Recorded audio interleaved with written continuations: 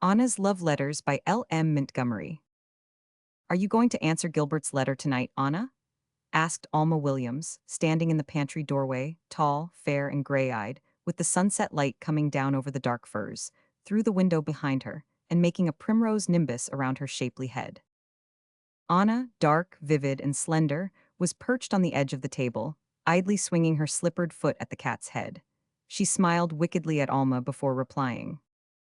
I am not going to answer it tonight or any other night, she said, twisting her full, red lips in a way that Alma had learned to dread. Mischief was ripening in Anna's brain when that twist was out. What do you mean? Asked Alma anxiously. Just what I say, dear, responded Anna with deceptive meekness. Poor Gilbert is gone, and I don't intend to bother my head about him any longer. He was amusing while he lasted, but of what use is a bow 2,000 miles away, Alma? Alma was patient, outwardly. It was never of any avail to show impatience with Anna. Anna, you are talking foolishly. Of course you are going to answer his letter. You are as good as engaged to him. Wasn't that practically understood when he left? No, no, dear, and Anna shook her sleek black head with the air of explaining matters to an obtuse child. I was the only one who understood. Gil misunderstood. He thought that I would really wait for him until he should have made enough money to come home and pay off the mortgage. I let him think so, because I hated to hurt his little feelings. But now it's off with the old love and on with a new one for me. Anna, you cannot be in earnest, exclaimed Alma. But she was afraid that Anna was in earnest. Anna had a wretched habit of being in earnest when she said flippant things.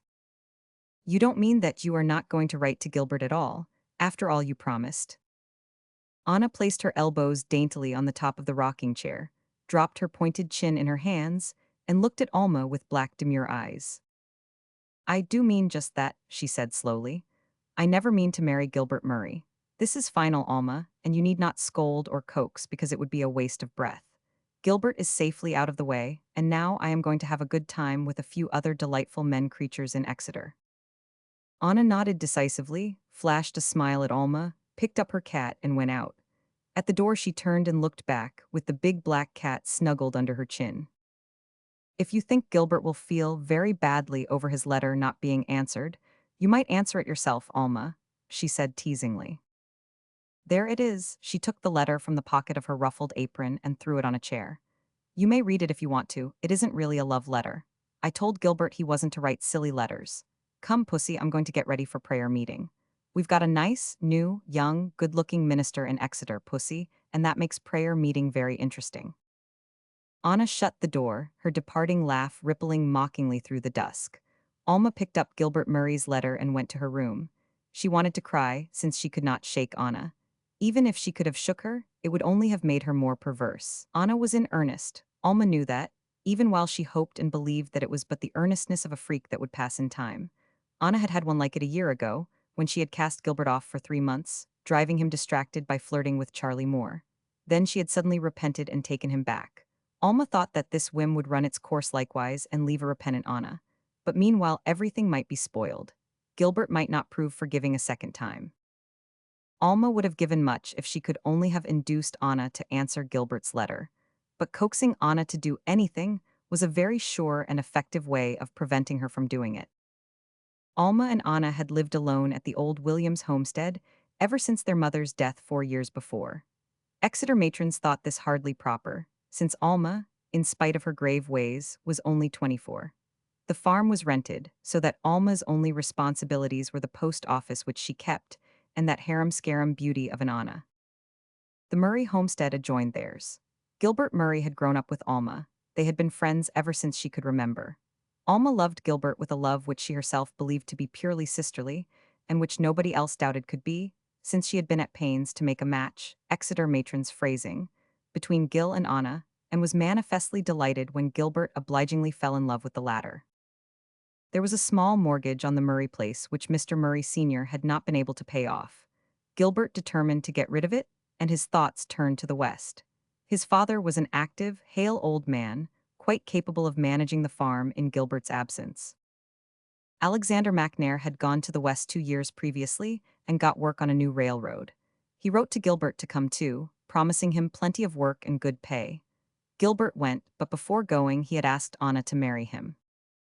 It was the first proposal Anna had ever had, and she managed it quite cleverly, from her standpoint. She told Gilbert that he must wait until he came home again before settling that, meanwhile, they would be very good friends, emphasized with a blush, and that he might write to her. She kissed him goodbye, and Gilbert, honest fellow, was quite satisfied. When an Exeter girl had allowed so much to be inferred, it was understood to be equivalent to an engagement. Gilbert had never discerned that Anna was not like the other Exeter girls, but was a law unto herself. Alma sat down by her window and looked out over the lane where the slim wild cherry trees were bronzing under the autumn frosts. Her lips were very firmly set. Something must be done. But what? Alma's heart was set on this marriage for two reasons. Firstly, if Anna married Gilbert, she would be near her all her life. She could not bear the thought that someday Anna might leave her and go far away to live. In the second and largest place, she desired the marriage because Gilbert did. She had always been desirous, even in the old, childish playdays, that Gilbert should get just exactly what he wanted. She had always taken a keen, strange delight in furthering his wishes. Anna's falseness would surely break his heart, and Alma winced at the thought of his pain. There was one thing she could do. Anna's tormenting suggestion had fallen on fertile soil. Alma balanced pros and cons, admitting the risk. But she would have taken a tenfold larger risk in the hope of holding secure Anna's place in Gilbert's affections until Anna herself should come to her senses. When it grew quite dark and Anna had gone lilting down the lane on her way to prayer meeting, Alma lighted her lamp, read Gilbert's letter, and answered it. Her handwriting was much like Anna's. She signed the letter A. Williams, and there was nothing in it that might not have been written by her to Gilbert, but she knew that Gilbert would believe Anna had written it, and she intended him so to believe. Alma never did a thing halfway when she did it at all. At first she wrote rather constrainedly, but, reflecting that in any case Anna would have written a merely friendly letter, she allowed her thoughts to run freely, and the resulting epistle was an excellent one of its kind. Alma had the gift of expression and more brains than Exeter people had ever imagined she possessed. When Gilbert read that letter a fortnight later, he was surprised to find that Anna was so clever. He had always, with a secret regret, thought her much inferior to Alma in this respect, but that delightful letter, witty, wise, fanciful, was the letter of a clever woman. When a year had passed, Alma was still writing to Gilbert the letters signed A. Williams. She had ceased to fear being found out, and she took a strange pleasure in the correspondence for its own sake. At first she had been quakingly afraid of discovery. When she smuggled the letters addressed in Gilbert's handwriting to Miss Anna Williams out of the letter packet, and hid them from Anna's eyes, she felt as guilty as if she were breaking all the laws of the land at once. To be sure, she knew that she would have to confess to Anna some day, when the latter repented and began to wish she had written to Gilbert, but that was a very different thing from premature disclosure. But Anna had as yet given no sign of such repentance, although Alma looked for it anxiously. Anna was having the time of her life. She was the acknowledged beauty of 5 settlements, and she went forward on her career of conquest quite undisturbed by the jealousies and heart-burnings she provoked on every side. One moonlight night, she went for a sleigh drive with Charlie Moore of East Exeter, and returned to tell Alma that they were married. I knew you would make a fuss, Alma, because you don't like Charlie, so we just took matters into our own hands. It was so much more romantic, too. I'd always said I'd never be married in any of your dull, commonplace ways. You might as well forgive me and be nice right off, Alma, because you'd have to do it anyway in time. Well, you do look surprised. Alma accepted the situation with an apathy that amazed Anna. The truth was that Alma was stunned by a thought that had come to her even while Anna was speaking. Gilbert will find out about the letters now and despise me. Nothing else, not even the fact that Anna had married shiftless Charlie Moore, seemed worth while considering beside this. The fear and shame of it haunted her like a nightmare. She shrank every morning from the thought of all the mail that was coming that day, fearing that there would be an angry, puzzled letter from Gilbert. He must certainly soon hear of Anna's marriage. He would see it in the home paper. Other correspondents in Exeter would write him of it. Alma grew sick at heart thinking of the complications in front of her. When Gilbert's letter came, she left it for a whole day before she could summon courage to open it. But it was a harmless epistle after all. He had not yet heard of Anna's marriage.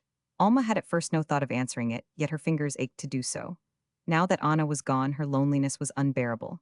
She realized how much Gilbert's letters had meant to her, even when written to another woman. She could bear her life well enough, she thought, if she only had his letters to look forward to. No more letters came from Gilbert for 6 weeks. Then came one, alarmed at Anna's silence, anxiously asking the reason for it. Gilbert had heard no word of the marriage. He was working in a remote district where newspapers seldom penetrated. He had no other correspondent in Exeter now, except his mother, and she, not knowing that he supposed himself engaged to Anna, had forgotten to mention it. Alma answered that letter. She told herself recklessly that she would keep on writing to him until he found out. She would lose his friendship anyhow, when that occurred, but meanwhile she would have the letters a little longer. She could not learn to live without them until she had to. The correspondence slipped back into its old groove. The harassed look which Alma's face had worn, and which Exeter people had attributed to worry over Anna, disappeared. She did not even feel lonely, and reproached herself for lack of proper feeling in missing Anna so little. Besides, to her horror and dismay, she detected in herself a strange undercurrent of relief at the thought that Gilbert could never marry Anna now. She could not understand it. Had not that marriage been her dearest wish for years? Why then should she feel this strange gladness at the impossibility of its fulfillment? Altogether, Alma feared that her condition of mind and morals must be sadly askew. Perhaps, she thought mournfully, this perversion of proper feeling was her punishment for the deception she had practiced. She had deliberately done evil that good might come, and now the very imaginations of her heart were stained by that evil. Alma cried herself to sleep many a night in her repentance, but she kept on writing to Gilbert for all that. The winter passed, and the spring and summer waned, and Alma's outward life flowed as smoothly as the currents of the seasons, broken only by vivid eruptions from Anna, who came over often from East Exeter, glorying in her young matronhood, to cheer Alma up. Alma, so said Exeter people, was becoming unsociable and old-maidish. She lost her liking for company, and seldom went anywhere among her neighbors. Her once frequent visits across the yard to chat with old Mrs. Murray became few and far between. She could not bear to hear the old lady talking about Gilbert, and she was afraid that some day she would be told that he was coming home. Gilbert's homecoming was the nightmare dread that darkened poor Alma's whole horizon. One October day, 2 years after Gilbert's departure, Alma, standing at her window in the reflected glow of a red maple outside, looked down the lane and saw him striding up it. She had had no warning of his coming. His last letter, dated 3 weeks back, had not hinted at it. Yet there he was, and with him Alma's nemesis. She was very calm. Now that the worst had come, she felt quite strong to meet it. She would tell Gilbert the truth, and he would go away in anger and never forgive her, but she deserved it. As she went downstairs, the only thing that really worried her was the thought of the pain Gilbert would suffer when she told him of Anna's faithlessness. She had seen his face as he passed under her window, and it was the face of a blithe man who had not heard any evil tidings. It was left to her to tell him. Surely, she thought apathetically, that was punishment enough for what she had done. With her hand on the doorknob, she paused to wonder what she should say when he asked her why she had not told him of Anna's marriage when it occurred, why she had still continued the deception when it had no longer an end to serve. Well, she would tell him the truth, that it was because she could not bear the thought of giving up writing to him. It was a humiliating thing to confess, but that did not matter. Nothing mattered now. She opened the door. Gilbert was standing on the big round doorstone under the red maple, a tall, handsome young fellow with a bronzed face and laughing eyes. His exile had improved him. Alma found time and ability to reflect that she had never known Gilbert was so fine-looking. He put his arm around her and kissed her cheek in his frank delight at seeing her again. Alma coldly asked him in. Her face was still as pale as when she came downstairs, but a curious little spot of fiery red blossomed out where Gilbert's lips had touched it. Gilbert followed her into the sitting room and looked about eagerly. "When did you come home?" she said slowly. "I did not know you were expected." "Got homesick and just came. I wanted to surprise you all," he answered, laughing. "I arrived only a few minutes ago, just took time to hug my mother, and here I am. Where's Anna?" The pent-up retribution of 2 years descended on Alma's head in the last question of Gilbert's. But she did not flinch. She stood straight before him, tall and fair and pale, with the red maple light streaming in through the open door behind her, staining her lighthouse dress and mellowing the golden sheen of her hair. Gilbert reflected that Alma Williams was really a very handsome girl.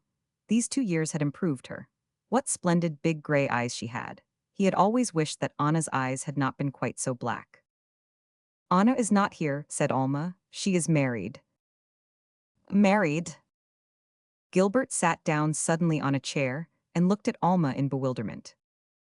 She has been married for a year, said Alma steadily. She married Charlie Moore of East Exeter and has been living there ever since. Then, said Gilbert, laying hold of the one solid fact that loomed out of the mist of his confused understanding, why did she keep on writing letters to me after she was married? She never wrote to you at all, it was I that wrote the letters. Gilbert looked at Alma doubtfully. Was she crazy?